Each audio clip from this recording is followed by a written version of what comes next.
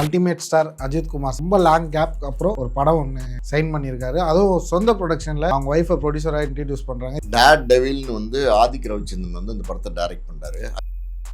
அஜித் 180 கோடி ரூபா சம்பளம் கேட்கிறாரு. அந்த 180 கோடி ரூபா அஜித்துக்கு சம்பளம் கொடுத்து அதுக்கப்புறம் காஸ்ட் ஆஃப் ப்ரொடக்ஷன் கிட்டத்தட்ட ஒரு 100 கோடி ரூபா, ஒரு அப்ராக்சிமேட்டா பாத்தீங்கன்னா ஒரு 280 கோடி ரூபாய்க்கு இந்த படத்தை எடுத்தா அந்த அளவுக்கு அஜித்துக்கு வியாபாரம் இல்லைங்கிறதுனால தயாரிப்பாளர்கள் தயக்கம் காட்டுறாங்க அப்படிங்கிற மாதிரி தகவல்கள் வந்துட்டு இருந்தது. கடைசியில பாத்தீங்கன்னா நாமளே இந்த படத்தை தயாரிப்போம் அப்படிங்கிற ஒரு முடிவுக்கு வரார். ஏன் அப்படின்னா 180 கோடி ரூபா சம்பளம் வேணுங்கிறதுல உறுதியா இருந்தார். அது அவர் கேட்கிற டிமாண்டு, அது அவருக்கு அந்த மார்க்கெட் இருக்குன்னு அவர் நினைக்கிறாரு. அதனால அது கேட்டாரு. அது கொடுக்க தயாரிப்பாளர் இல்லைன்னும் போது அந்த படத்தை நம்மளே தயாரிப்போம்னு பாத்தீங்கன்னா இப்போ அவரே தயாரிப்பு நிறுவனம் ஸ்டார்ட் பண்ணிட்டாரு. அந்த தயாரிப்பு நிறுவனத்துக்கு ஷாலினி ப்ரொடியூசர்.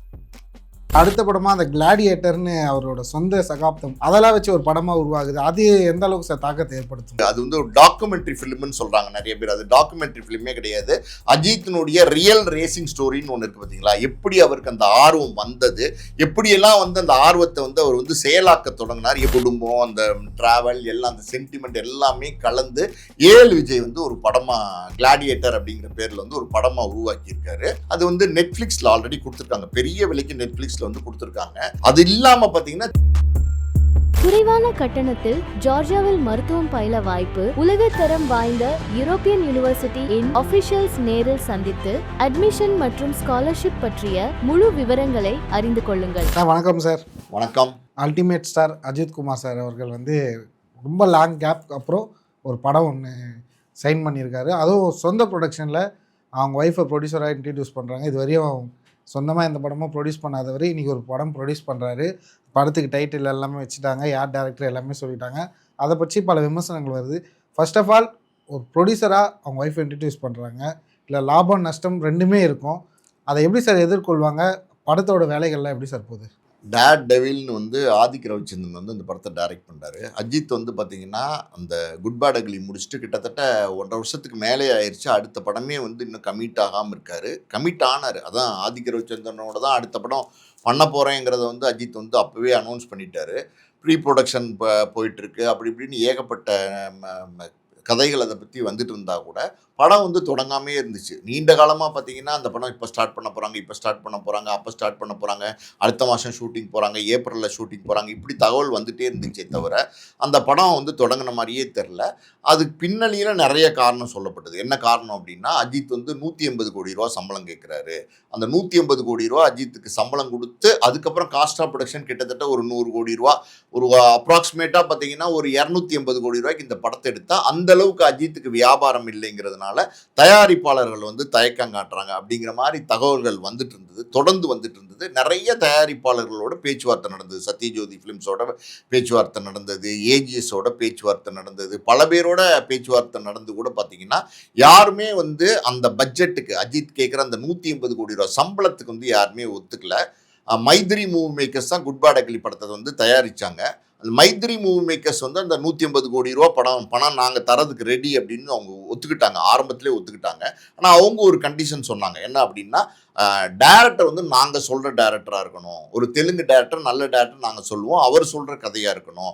ஆதிக் ரவிச்சந்திரன் டேரக்டராக இருந்தால் நாங்கள் இந்த படத்தை பண்ண முடியாது. நீங்கள் கேட்குற சம்பளத்தை நாங்கள் கொடுக்குறோம், ஆனால் நாங்கள் சொல்கிற டேரக்டர் நீங்கள் போடுறது ஓகேனா இந்த ப்ராஜெக்ட் நம்ம பண்ணலான்னு அவங்க சொல்கிறாங்க. அப்போ அஜித் என்ன சொல்கிறார் அப்படின்னா, இல்லை நான் ஆதிக் ரவிச்சந்திரனுக்கு வார்த்தை கொடுத்துட்டேன், அவர் சொன்ன கதையை நான் கமிட் பண்ணிட்டேன், ஓகேன்னு சொல்லிட்டேன். அடுத்த படம் அவர் தான் பண்ணுறார். அவர் எனக்காண்டி நம்பி வெயிட் பண்ணிட்டு இருக்கார். வேறு எந்த படமே பண்ணுறதுக்கு அவர் ரெடியாக இல்லை. அதனால் நான் அவர் கொடுத்த வார்த்தையை மீற முடியாது. எனக்கு நீங்க 180 கோடி ரூபாய் சம்பளம் கொடுக்காட்டாலும் பரவாயில்ல, ஆதிக் ரவிச்சந்திரன் இல்லைன்னா நான் அந்த படம் பண்ண மாட்டேன் அப்படிங்கிற மாதிரி அது தவிர்த்துட்டார். ஆக்சுவலி பார்த்தீங்கன்னா மைத்ரி மூவி மேக்கர்ஸ் ரொம்ப பெரிய பேனரு.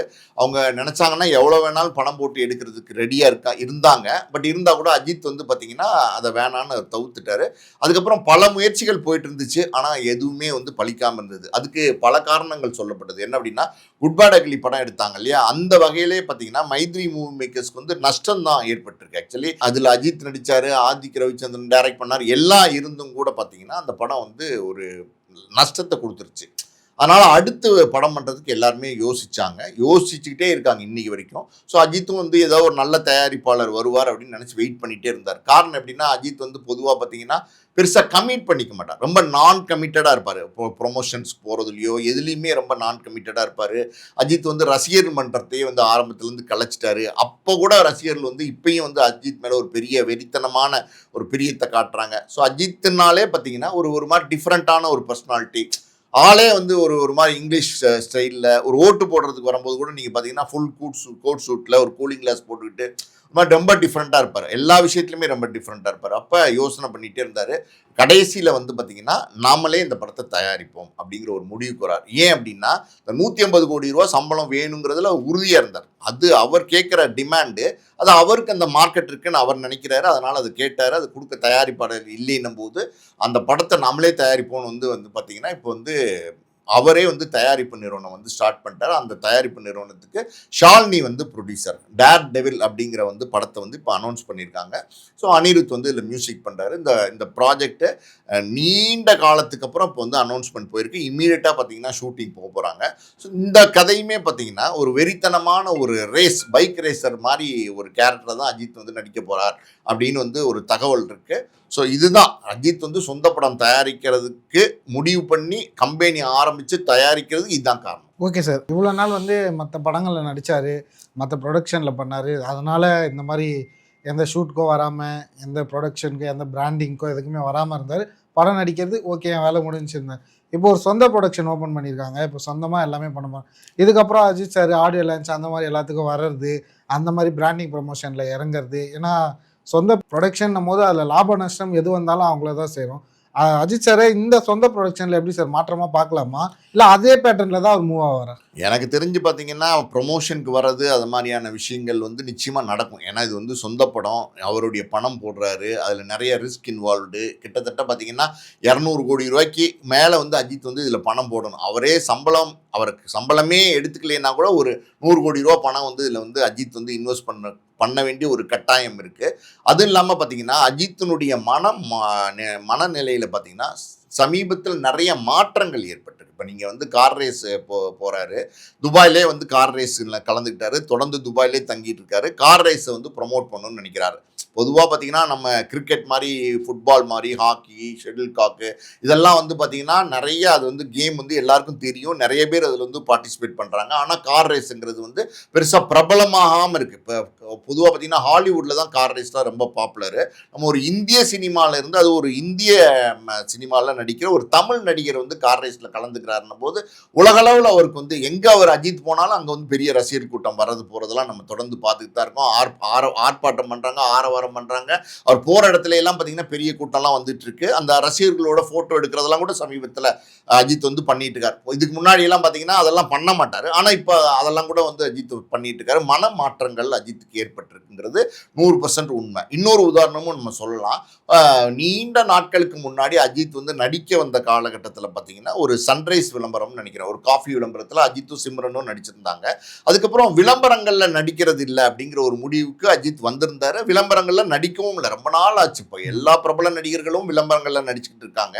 நடிச்சுக்கிட்டு இருந்த காலகட்டத்தில் கூட அஜித்துக்கு நிறைய ஆஃபர்ஸ்லாம் வந்துச்சு, பெரிய பெரிய அமௌண்ட். அதாவது வந்து ஒரு விளம்பரத்தில் நடித்தா 30 கோடி 40 கோடி கொடுக்கறதுக்கு கூட ரெடியாக இருந்தாங்க, பிராண்ட் அம்பாசிடர் மாதிரி. ஆனால் அஜித் வந்து வேண்டாம் அப்படின்னு வந்து எல்லாத்தையுமே வேண்டாம் வேண்டாம் வேண்டாம் நிராகரிச்சுட்டே வந்தார். ஆனால் சமீபத்தில் பார்த்தீங்கன்னா அவர் ஒரு விஷயம் அவர் அழுத்தமாக மனசில் பதிஞ்சிருக்கிறது என்ன அப்படின்னா, அந்த ரேசிங் இருக்குது பார்த்தீங்களா, கார் ரேசிங், அதை வந்து பார்த்தீங்கன்னா பரப்பணும். அதாவது நம்ம இந்தியாவில் வந்து அதை வந்து பிரபலப்படுத்தணும். குறிப்பாக தமிழர்கள் வந்து அதை வந்து இப்படி ஒரு கேம் இருக்குது, இப்படி ஒரு கேமிங்கை வந்து நம்ம வந்து எடுத்து பண்ணணுன்ற ஒரு ஆர்வத்தை தூண்டணும், அவங்களுக்குள்ள ஒரு ஊக்கத்தை வந்து ஏற்படுத்தணும், ஒரு எழுச்சி ஏற்படுத்தணும். அப்படிங்கிறதுனால அவர் வந்து இப்போ தன்னுடைய அந்த எப்படி சொல்கிறது, அதுக்காண்டியே பார்த்தீங்கன்னா அவருடைய கொள்கையெல்லாம் தளர்த்திக்கிட்டு இப்போ வந்து கேம்பா விளம்பரத்தில் கொஞ்ச நாளைக்கு முன்னாடி நடித்தார். கேம்பா விளம்பரத்தில் நடித்தப்போ நிறைய விமர்சனங்கள் வந்தது.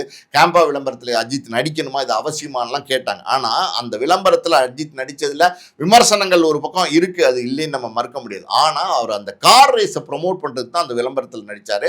ஏன்னா அந்த கார் ரேஸ்க்கு அந்த கேம்பா விளம்பரத்துக்காரர் வந்து ஸ்பான்சர் பண்ணுறாங்க. அதே மாதிரி பார்த்தீங்கன்னா இப்போ வந்து பார்த்தீங்கன்னா நோவான்னு வந்து ஒரு ரியல் எஸ்டேட் பில்டர்ஸ்னுடைய விளம்பரத்தில் வந்து அஜித் வந்து நடிச்சிருக்காரு. அதில் ரொம்ப அதாவது வந்து கோட் சூட்லாம் போட்டு ரொம்ப ஸ்டைலிஷாக அஜித் வந்தாலே ரொம்ப ஸ்டைலாக இருக்கும். அந்த விளம்பரத்தில் நடிச்சிருக்காரு. இப்போ ஏன் அஜித் வந்து விளம்பரங்களில் நடிக்க ஆரம்பிச்சிட்டாரு, அஜித் வந்து படங்கள் இல்லாதனால விளம்பரங்கள் நடிக்க ஆரம்பிச்சிட்டாரா, பாதையை மாற்றிட்டாரா அப்படின்னு நிறைய விமர்சனங்கள் வந்துட்டு தான் இருக்குது சோஷியல் மீடியாலாம். ஆனால் அதை பற்றியெல்லாம் அஜித் கவலையே படல. எதையுமே அஜித் வந்து காதில் வாங்கிக்கிற கேரக்டரே கிடையாது. இன்னும் சொல்ல போனால் பார்த்தீங்கன்னா இன்ஸ்டா, ஃபேஸ்புக், ட்விட்டர்லாம் இருக்குது பார்த்தீங்களா, அதெல்லாம் அஜித் இல்லவே இல்லை. எதுலேயுமே அவர் வந்து அவருக்கு விருப்பம் இல்லை. அதுலாம் வந்து பங்கு பெறதுக்கு அவர் விருப்பமே இல்லை. ஸோ அந்த மனம் மாற்றம் அப்படிங்கிறது ஒன்று வந்திருக்கு. இந்த நோவா விளம்பரத்தில் நடித்தது கூட என்ன காரணம் அப்படின்னா, அதுவும் மறுபடியும் வந்து பார்த்தீங்கன்னா அவங்களும் கார் ரேஸ்க்கு வந்து ஸ்பான்சர் பண்ணுறாங்க. ஏன்னா அது ஒரு காஸ்ட்லி கேமிங், அதுக்கு ஸ்பான்சர் பண்ணுறாங்கிறதுனால தான் அதுலேயுமே நடிக்க ஒத்துக்கிட்டார். இப்போ சொந்த படம் எடுக்கணுங்கிற முடிவு எந்த காலத்துலையுமே அஜித் எடுக்க மாட்டார். ஏன்னா வந்து பார்த்தீங்கன்னா இப்படிப்பட்ட முடிவுங்கிறது ஒரு ஆபத்தான முடிவுங்கிறது அஜித்துக்கு நல்லாவே தெரியும். ஆனால் துணிஞ்சி எடுத்திருக்காரு. அது காரணம் என்னன்னா, நம்ம ஒரு சம்பளம் கேட்கணும், அதை கொடுக்க மறுக்கிறாங்கன்னும் போது 34-35 வருஷமா சினிமா துறையில் நடிச்சுக்கிட்டு இருக்கோம். நம்ம கேட்குற சம்பளம் ஏன் அது தகுதியான சம்பளம் தான் அவர் நினைக்கிறாரு. அது இல்லைன்னும் போது நம்மளே பண்ணலாம் அப்படிங்கிற ஒரு முடிவுக்கு வந்திருக்காரு. ஸோ இப்படி பலவிதமான மன மாற்றங்கள் வந்து அஜித்துக்கு வந்து சமீபத்தில் வந்திருக்கு. நான் சொன்ன மாதிரி பார்த்தீங்கன்னா ரசிகர்களை சந்திக்கிறாரு, விளம்பரங்களில் நடிக்கிறாரு, சொந்த படம் தயாரிக்கிறதுக்கு வந்து துணிஞ்சு வந்துட்டார். அப்படின் போது லாப நஷ்டம் அதில் வந்து எவ்வளோ ரிஸ்கான விஷயங்கிறது அஜித்துக்கு நல்லாவே தெரியும். ஆனால் அதெல்லாம் அஜித் வந்து கவலைப்படுற ஆள் கிடையாது. ஏகப்பட்ட முதுகுத்தண்டு ஆப்ரேஷனு, ஏகப்பட்ட நேரங்களில் விமர்சனங்கள் ஏகப்பட்டது வந்தது. படம் இல்லாமல் இருந்தது, அஜித்துக்கு மார்க்கெட்டே இல்லாத ஒரு காலகட்டம்லாம் இருந்தது. எல்லாத்தையும் தாண்டி பார்த்தீங்கன்னா அந்த ஒரு டாப் பிளேஸில் தான் இன்றைக்கும் அஜித் வந்து இருந்துட்டு இருக்காரு. ஸோ இது எல்லாமே அவருக்கு தெரியும். இதில் என்னென்ன ரிஸ்க் இன்வால்மெண்ட் இருக்குங்கிறதும் அவருக்கு தெரியும். எல்லாத்தையும் மீறி தான் இந்த ஆரம்பிச்சிருக்காரு.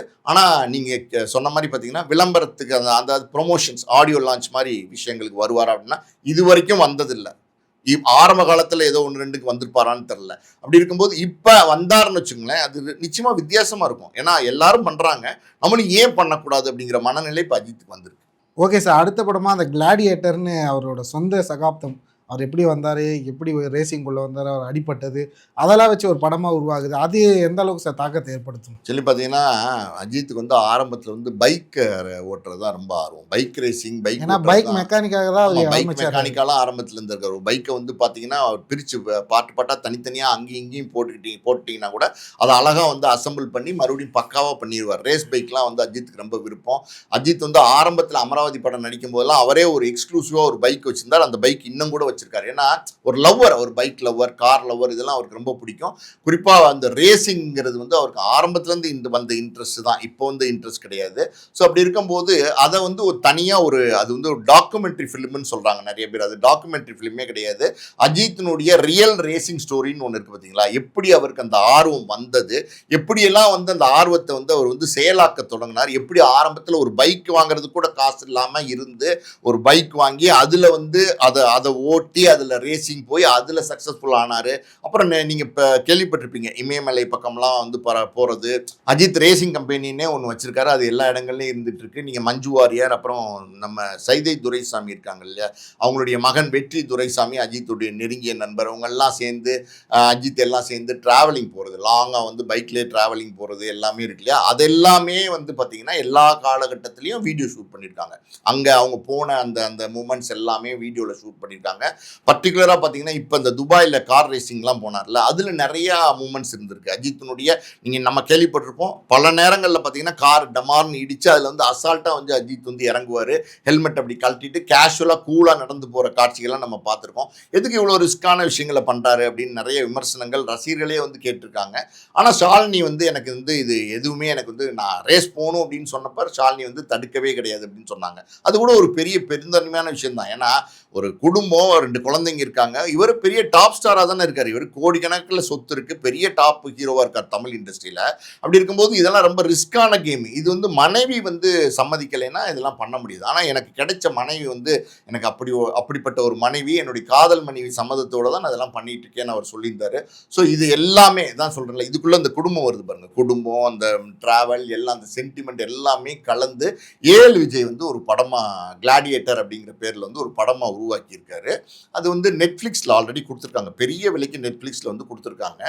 அது இல்லாமல் பார்த்தீங்கன்னா தியேட்ரிக்கல் ரிலீஸும் வரப்போகுது. தியேட்ரிக்கல் தான் அது முதல்ல பிளான் பண்ணுறாங்க, தியேட்ரிக்கல் வந்ததுக்கப்புறம் தான் நெட்ஃப்ளிக்ஸில் வரப்போகுது. ஸோ அது ஒரு தனியான ஒரு டாக்குமெண்ட்ரின்னு சொல்ல முடியாது, ஆனால் வந்து அஜித்தோட லைஃப் ஸ்டோரின்னு சொல்லலாம். அது முழுக்க முழுக்க அஜித்தினுடைய ரேஸ் சம்பந்தப்பட்டது.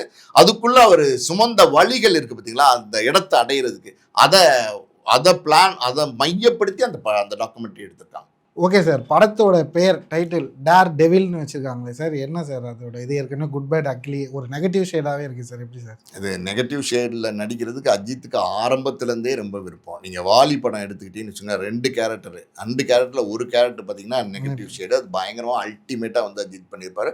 அந்த நெகட்டிவ் ஷேடில் பண்ண கேரக்டர் தான் அந்த படத்துக்கே பெரிய ப்ளஸ், அல்டிமேட்டாக இருக்கும். அதே மாதிரி அதுக்கப்புறம் மங்காத்தா படம் அஜித்தினுடைய லைஃப் கேரியர்லேயே ரொம்ப வித்தியாசமான படம். அது ஒரு நெகட்டிவ் ஷேடான கேரக்டர். அதெல்லாம் எப்படின்னா அசால்ட்டா பண்ணியிருப்பார் அஜித் வந்து. அதுக்கப்புறம் குட் பேட் அக்லியை பொறுத்த வரைக்கும் பார்த்தீங்கன்னா அந்த பேரு தான் குட் பேட் அக்லியை தவிர அதில் முழுக்க முழுக்க அஜித்திசம் தான். முழுக்க அஜித் எப்படிப்பட்டவருங்கிற ஹீரோயிசத்தை மையப்படுத்தி வந்து ஆதிக் ரவிச்சந்திரன் பண்ணியிருந்தாரு. ஸோ இப்போ டேர் டெவில் அப்படின்னு வந்து ஒரு பேர் வச்சிருக்காங்க. அப்படின்னும் போது பேரே வந்து ஒரு மாதிரி நெகட்டிவான ஒரு நேம், ஒரு மாதிரி ஒரு நெகட்டிவ் ஷேடு உள்ள ஒரு நேமு. ஸோ இதில் மேபி வந்து அஜித் வந்து மறுபடியும் ஒரு நெகட்டிவ் கேரக்டரில் நடிக்கிறாரா அப்படின்னா இருக்கலாம். ஏன்னா வந்து அந்த மாதிரி கேரக்டர்ஸ் வந்து ஈஸியாக நடிக்கிறாரு, அசால்ட்டாக நடிக்கிறாரு, அள்ளிட்டு போகிறாரு அந்த மாதிரி கேரக்டர்ஸில். ஸோ அந்த மாதிரி கேரக்டர்ஸில் நடிக்கிறதுக்கு தான் அஜித் வந்து விரும்பவும் செய்கிறாரு. அப்படின்னும் போது நிச்சயமாக எனக்கு தெரிஞ்சு இந்த படம் அஜித்துக்கு அது ஒரு வித்தியாசமான படமாக இருக்கிறதுக்கான வாய்ப்பு இருக்குது. கதை ரொம்ப நல்ல கதையினால தான் இந்த படம் தான் அடுத்த படம் பண்ணுறோம், ஆதிக்கோட தான் பண்ணுறோங்கிறதுல 100% உறுதியாக இருந்தார். அதனால தான் அவரே வந்து தயாரிப்பு நிறுவனம் தொடங்கியிருக்காருன்னும் போது அதில் 100% அந்த படத்து மேலே அவருக்கு ஒரு நம்பிக்கை இருக்குங்கிறது நல்லாவே தெரியுது. சரிங்க சார், டேர் டெவிலோட அடுத்தடுத்த அப்டேட் வரும்போது பேசுவோம் சார். நேரம் தந்து பதிலளித்ததுக்கு நன்றி சார். நன்றி.